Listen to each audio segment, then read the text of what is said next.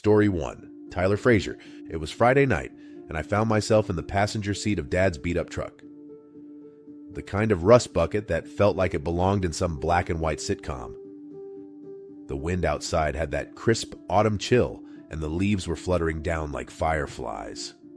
I stared at my phone, refreshing Instagram, scrolling mindlessly through pictures of people pretending their lives weren't hollow.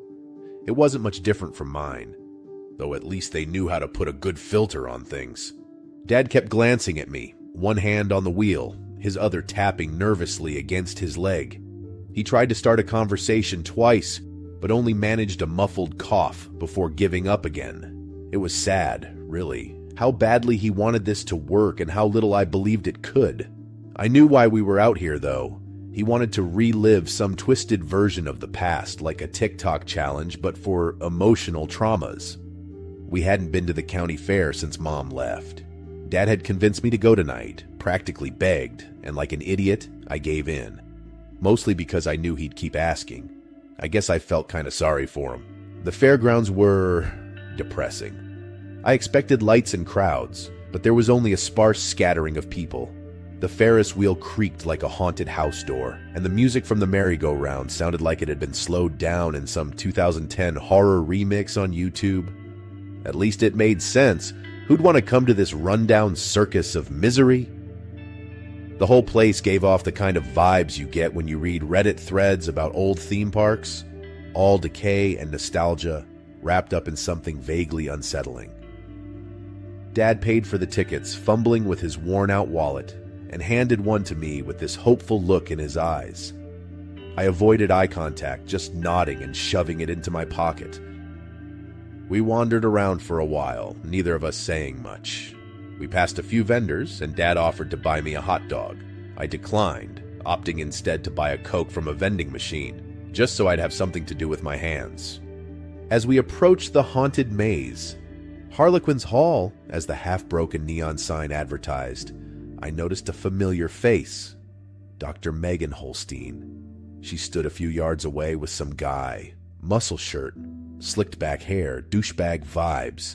I'd seen her in therapy sessions with Dad, back when Mom first left. I doubted she recognized me. It had been years. But then, as if on cue, she turned and locked eyes with me. "Tyler?" she said, her voice holding that professional sweetness like when you're pretending to care. I forced a smile. "Hey, Dr. Holstein." She tilted her head slightly, like she was announcing me. I hated that. I glanced at her boyfriend, who was more interested in whatever game he had pulled up on his phone than the conversation. "Wow, it's been a long time," she said, her eyes flicking to Dad. "How have you both been?" "Great," Dad answered a little too quickly.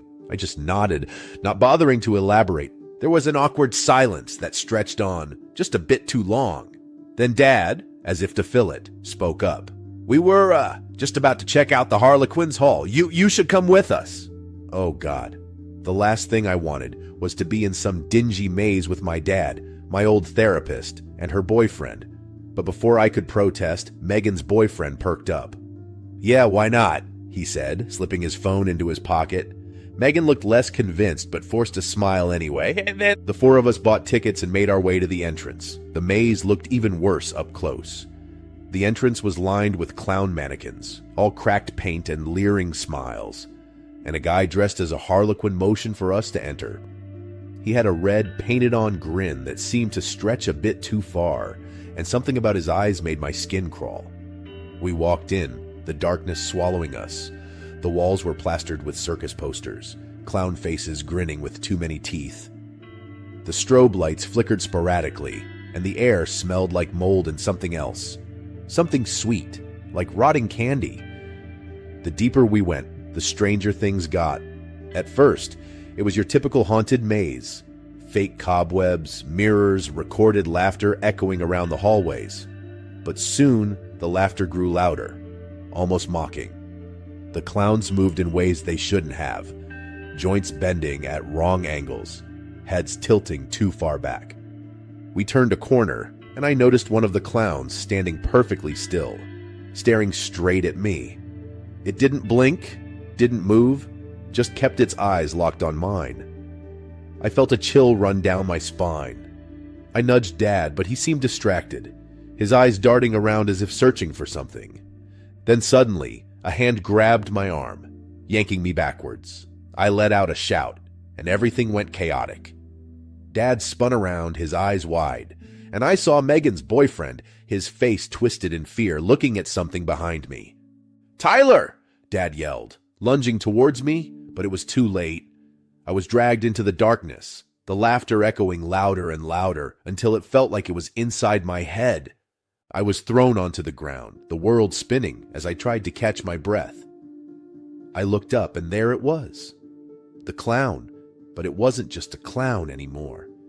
Its limbs were elongated, its face stretching unnaturally, the painted smile curling upwards in a grotesque parody of joy. It leaned down, its face inches from mine, and whispered, "Your dad never wanted you. He blames you for everything." I felt my stomach drop, my chest tightening. The clown's voice was deep, almost hypnotic, and it knew things no one should know. It spoke of my fears, my insecurities, my darkest thoughts. It told me I was worthless, that I'd always be alone, that Dad never loved me. I wanted to scream, to fight back, but my body wouldn't move. The clown laughed, the sound echoing around us, and I felt tears sting my eyes. It was right. Everything it said was right. "Get away from him." Dad's voice cut through the laughter, and suddenly he was there, swinging a broken pipe. He must have picked up somewhere. He slammed it into the clown, and it stumbled back, its face twisting in anger. Megan was there too, her face pale, her hands shaking as she tried to pull me up. The clown turned its gaze to her, its smile widening. "You'll never be enough," it whispered, stepping closer. "You couldn't save your marriage, and you'll never save them." Megan's eyes filled with tears, her composure cracking. I could see the fear in her eyes, the doubt. But Dad wasn't giving up. He swung the pipe again, shooting, his voice filled with more anger than I'd ever heard. And then something clicked inside me. The clown's power wasn't real. It was feeding on our fears, on our insecurities. I looked at Dad, his eyes filled with determination, and I realized he was trying. Really trying. Maybe he wasn't perfect, but he was here fighting for me. I stood up, my legs shaky, and faced the clown. "You don't control me," I said, my voice barely a whisper at first, then louder. "You don't control us!" The clown let out an inhuman shriek, its body convulsing, the illusion around us starting to crack. The walls of the maze shimmered, the grotesque laughter fading. I grabbed Dad's arm, pulling him back. "We need to get out of here." Megan nodded, her face wet with tears, and the three of us stumbled towards the exit. The maze seemed to collapse around us, the walls crumbling, the clowns disappearing into smoke. We burst through the exit, the cold night air hitting us like a wave of relief. The fairground was empty, the rides were still. The lights dimmed. It was like nothing had ever happened.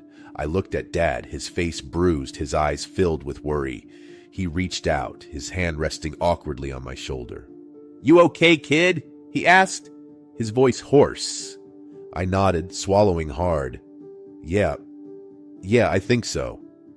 Megan stood a few feet away, her arms wrapped around herself, her eyes distant. I could see the weight of what had happened in her expression. The realization that she needed to face her own demons. She gave me a small, sad smile before turning and walking away without a word, her boyfriend trailing behind her. Dad and I watched her go, the silence between us heavy but not uncomfortable. For the first time in a long time, I felt okay. Not great, but okay. Like maybe, just maybe, things could get better. We walked back to the truck, neither of us saying much. Dad started the engine, the old thing rumbling to life, and we drove away from the fairgrounds, the haunted maze disappearing into the night behind us. As we drove, I glanced at Dad, his face illuminated by the glow of the dashboard. He looked tired, worn down, but there was something else there too, a determination, a hope. I turned back to look out the window. a small smile tugging at my lips. Maybe we'd never be a perfect family, but we were still here, still fighting, and for now, that was enough. Story 2, Michael Carter. I was 28 when my world turned upside down, and it all started with Amelia. My name is Leon Rivers, a journalist who always thought the supernatural was reserved for late-night television or those weird Facebook groups. But then came the clowns, the paintings, and Amelia's descent into the abyss, dragging me along with her. If only I had trusted my gut sooner, maybe I could have saved her. Maybe. Amelia Cross was an artist, a damn good one too, though she'd never admit it. For as long as I'd known her, she'd lived in her father's shadow. He had been something of an enigma in the art world. At one point, his work was adored, playful, colorful paintings of clowns that seemed to exude joy. But then things got dark. His final series, The Painted Smile, was infamous, its images grotesque and unsettling, leaving behind a trail of whispers about madness and curses. He died in his studio, a sickening grin on his face, as if someone had forced his lips upward. It was all too strange, but Amelia couldn't leave it alone. The story started with Amelia calling me late one night. I was scrolling through Twitter, the blue glow of my phone illuminating my otherwise dark apartment. I picked up on the third ring, expecting another vent session about her mother or some random thing that had happened at the art store. Instead, Amelia's voice trembled. "Leon, it's happening again. The whispers, they're getting louder." I sighed, trying to mask my concern. "Amelia, you're just tired. You've been working non-stop." I had been at her apartment just days before, and she hadn't slept, her eyes sunken, her fingers stained with paint, her apartment a mess of half-finished canvases, empty Red Bull cans, and forgotten meals. "No, Leon, it's different this time," she insisted, her voice cracking. "They're telling me to finish it. They want me to complete the series." I rubbed my temples. "Who's they?" I knew I shouldn't have asked, but I couldn't help it. "The clowns!" There was silence. My heart sank. "Amelia, listen to me. You need to take a break. Let's get out of here for a while. Maybe visit your mom or..." My mom showed up tonight. "What?" I sat up. "Sylvia? She's there now?" "Yeah," Amelia said, her voice distant. "She says Dad made a deal. She said..." Her words faded into an unintelligible mumble. "Amelia, what did she say?" I pressed, but she had already hung up. I arrived at Amelia's place in 20 minutes, breaking every speed limit along the way. Her street was quiet, lined with parked cars and dim porch lights. Her apartment was on the second floor, and I let myself in with the spare key she'd given me years ago. The place smelled like paint and decay. Amelia was in her father's old studio, a converted bedroom at the back of the apartment. The door was ajar, and I could see her hunched over a canvas, the dim light from a desk lamp casting long shadows. Sylvia sat in the corner, her eyes cold as they followed me into the room. "Leon," she greeted me, her voice dripping with insincerity. "What the hell are you doing here?" I asked. "I'm trying to save my daughter," she said, her lips curling into a mocking smile. "Something you clearly can't do." "Mom, stop," Amelia whispered, not looking up from her painting. Her brush moved methodically. Her eyes glazed over as if she were in a trance. I stepped closer, glancing at the canvas. My blood ran cold. The clown staring back at me had Amelia's eyes, hollow, lifeless, yet somehow aware. Its smile was cracked, the paint smeared, as if it had been forced to grin against its will. My stomach twisted. "Amelia, you need to stop this right now." "I can't," she muttered, her voice barely audible. "They won't let me." "Amelia, please," I begged, grabbing her wrist. Her skin was ice cold, and she finally looked up at me, her eyes empty. "It's almost done," she whispered. Sylvia laughed, a harsh grating sound that made my skin crawl. "She has to finish it, Leon. It's the only way." "The only way for what?" I snapped. But Sylvia didn't answer. Instead, she stood and walked out of the room, her footsteps echoing down the hall. I turned back to Amelia. Come on, we're leaving, now. She shook her head, tears spilling down her cheeks. I can't, Leon. Don't you see? It's too late. Before I could respond, the lights flickered, and the temperature in the room plummeted. My breath fogged in front of me, and a low, guttural laugh echoed around us. The clowns on the canvases seemed to move, their hollow eyes shifting, their smiles growing wider. I felt a chill run down my spine as I looked around, my heart pounding in my chest.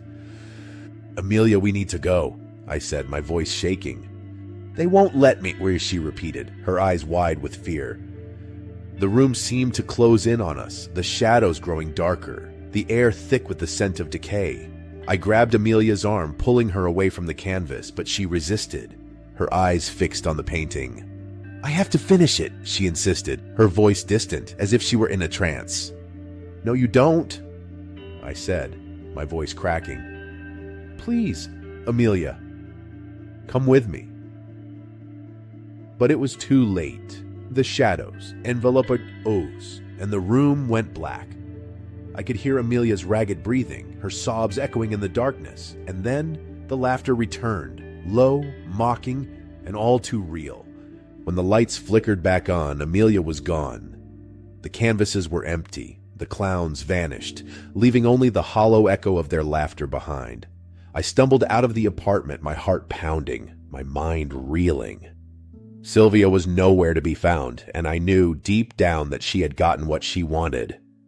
The police didn't believe me, of course.